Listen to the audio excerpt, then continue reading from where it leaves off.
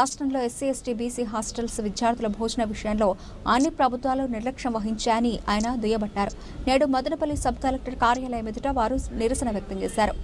ఈ సందర్భంగా వివిధ సంఘాల నాయకులు మాట్లాడుతూ రాష్ట్రంలో సాధారణ ప్రభుత్వ హాస్టల్స్, కస్తూర్బా మోడల్ స్కూల్స్, సాంఘిక సంక్షేమ గురుకుల పాఠశాల విద్యార్థులు నడుపుకుంటున్న హాస్టళ్లలో 5వ తరగతి నుంచి 10వ తరగతి వరకు ఒక్కో విద్యార్థికి 3 పూటల భోజనం ఖర్చు ₹46, ఇంటర్ నుండి పీజీ వరకు ఒక్కో విద్యార్థికి 3 పూటల భోజనం ఖర్చు ₹53గా ప్రభుత్వం అందిస్తోందని అన్నారు. కాంట్రాక్టర్లు కూడా దీన్ని చులకన భావంతో, లాభాపేక్షతో, పౌష్టికాహార లోపంతో ఈ భోజన పథక విధానాన్ని అవలంబిస్తున్నారన్నారు. ప్రస్తుతం ఈ విధానంపై చిత్తూరు తెలుగుదేశం పార్టీ శాసనసభ్యులు గురజాల జగన్మోహన్ గత వారం కలెక్టర్ల సమావేశంలో విద్యార్థులకు వడ్డించే మధ్యాహ్న భోజనాన్ని తిని 4 రోజులు ఇబ్బంది పడినట్లు, విద్యార్థులు ఏ రకంగా దీన్ని జీర్ణించుకుంటారో అని ఆవేదన చెంది మెరుగైన ఆహారాన్ని అందించాలని కలెక్టర్లకు సూచించడం జరిగిందని గుర్తు చేశారు. పక్క రాష్ట్ర ప్రభుత్వాలు విద్యార్థులకు సన్నబియ్యం అందించి పౌష్టికాహారాన్ని పెంచే విధంగా చర్యలు తీసుకుంటూ ఉంటే మన ప్రభుత్వాలు జైలు ఖైదీల కంటే ఘోరంగా విద్యార్థులకు భోజనాన్ని అందిస్తున్నారని ఆవేదన చెందారు.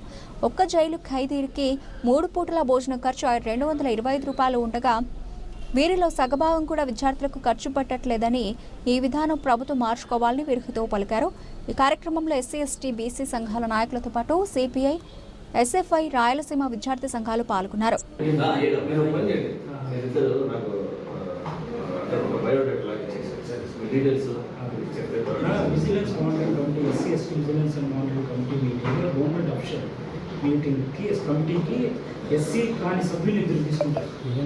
ఆంధ్రప్రదేశ్లో భావి భారత పౌరులు విద్యార్థులకు రాష్ట్ర ప్రభుత్వం ఎస్సీ ఎస్టీ బీసీ హాస్టల్లో చదువుతున్నటువంటి విద్యార్థులకు ఒక నెలకు ₹1,400 అంటే ఒక రోజుకు ₹48 భోజన సౌకర్యానికి ఇస్తున్నారు. ఈ సౌకర్యంతో పిల్లలు పౌష్టిక ఆహారం అందక మరి విద్యకు నోచుకోక రాబోయే రోజుల్లో ఎస్సీ ఎస్టీ బీసీలు మరి విద్యార్థులు విద్య లేకుండా చేయాలనే దురుద్దేశంతో ఈరోజు రాష్ట్ర కేంద్ర ప్రభుత్వాలన్నీ కూడా మరి విద్యార్థులపైన చేస్తున్నటువంటి నిర్లక్ష్య వైఖరికి ఖండిస్తూ అన్నమయ్య జిల్లా మదనపల్లి నియోజకవర్గంలో సబ్ కలెక్టర్ గారికి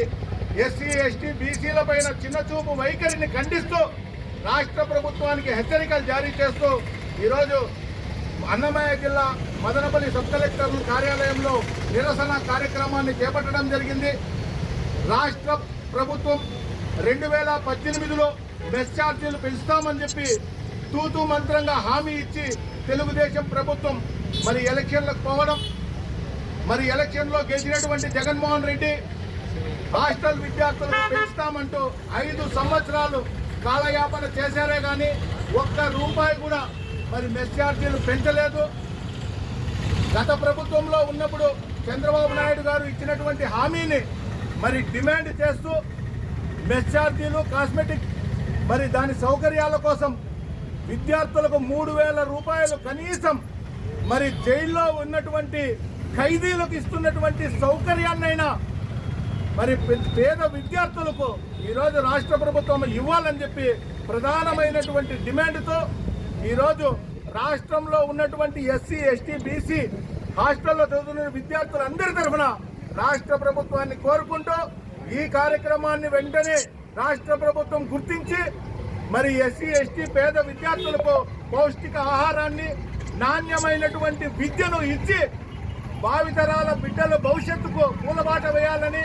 ఆంధ్రప్రదేశ్ రాష్ట్ర అభివృద్ధికి కృషి చేయాలని, మీరు కేవలం ఓట్ల కోసం మాత్రమే రాజకీయాలు చేయకోకుండా మరి విద్యార్థులు 18 సంవత్సరాలు లేవు గనుక,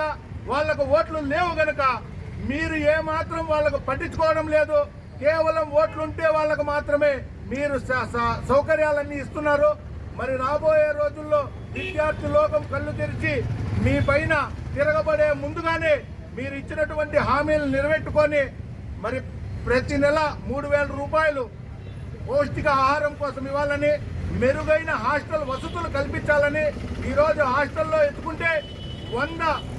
సీట్లు ఉన్నటువంటి హాస్టల్లో పడకల్లో 500 మందిని చేర్చి మరి పిల్లలకు విద్య అనేది లేకోకుండా ఒకరి మీద ఒకరు పడుకొని వర్షం పడినప్పుడు, గాలి వచ్చినప్పుడు అనేక అసౌకర్యాలకు గురవుతూ మరి రోగాల బారిన పడుతున్నారు. ఇవన్నీ కూడా గమనించి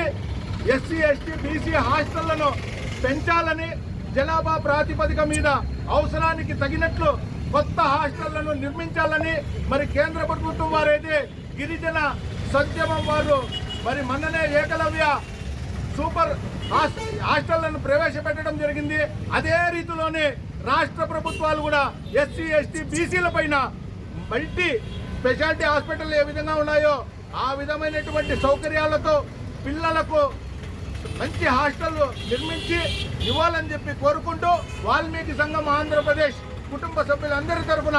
రాష్ట్ర ప్రభుత్వానికి హెచ్చరికలు జారీ చేస్తూ ఇలాంటి మంచి కార్యక్రమాలు ప్రజలకు అవసరమైనటువంటి కార్యక్రమాలు నిర్వహిస్తున్నటువంటి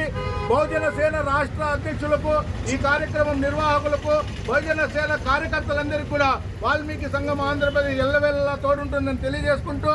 ఈ కార్యక్రమానికి విచ్చేయినటువంటి ఎస్సీ ఎస్టీ బీసీ మైనారిటీ